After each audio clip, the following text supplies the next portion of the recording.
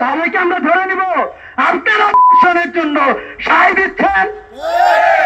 আমরা জুলাই বিপ্লবের পরে বাংলাদেশে একটি কাঙ্ক্ষিত পরিবর্তন চেয়েছিলাম, যেই বাংলাদেশে বিগত 16 বছর বাংলাদেশ যেভাবে চলেছিল, বাংলাদেশ নতুন এক যাত্রা করার কথা ছিল। 2018 সালে যেদিন নির্বাচন হয়, সেদিন নোয়াখালী সুবর্ণচরে আমরা একজন নারীকে ধর্ষণের ঘটনা শুনেছিলাম। বিরোধী পক্ষকে ভোট দেওয়ার কারণে তাকে ধর্ষণ করা হয়েছিল। বাংলাদেশের সকল দল মতের মানুষ এটার বিরুদ্ধে অবস্থান গ্রহণ করেছিল। আমরা বিগত 1 বছরের মাথায়, মাত্র 1 বছর গিয়েছে, আমরা দেখলাম ধর্ষণকারীদের দলের পরিবর্তন হয়েছে। আগে আওয়ামী লীগ ছাত্রলীগ এই কাজগুলো করত, এখন এই কাজগুলো করতেছে ছাত্র দল।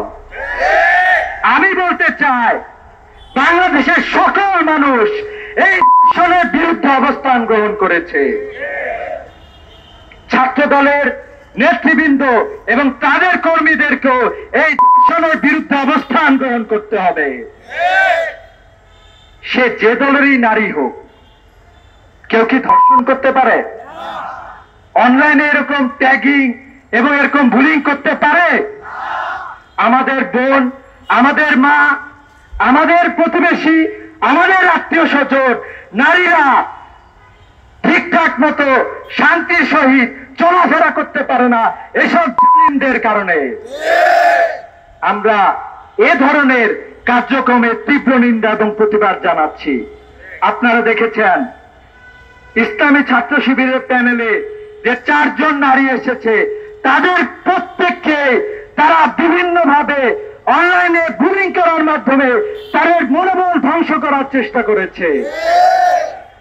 খুবই গর্হিত কাজ তারা করেছে।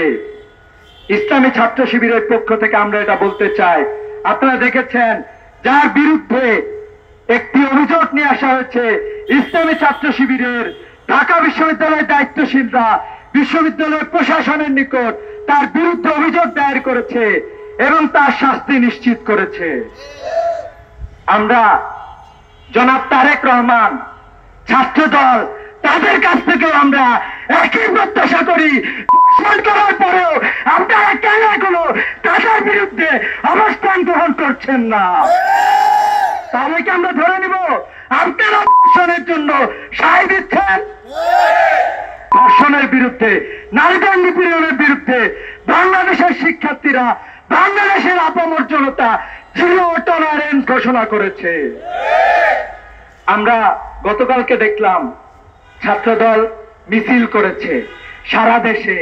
সেই মিছিলও আমরা দেখলাম জোর করে বিভিন্ন স্থানে নারীদেরকে সেই মিছিলে সম্পৃক্ত করা হয়েছে।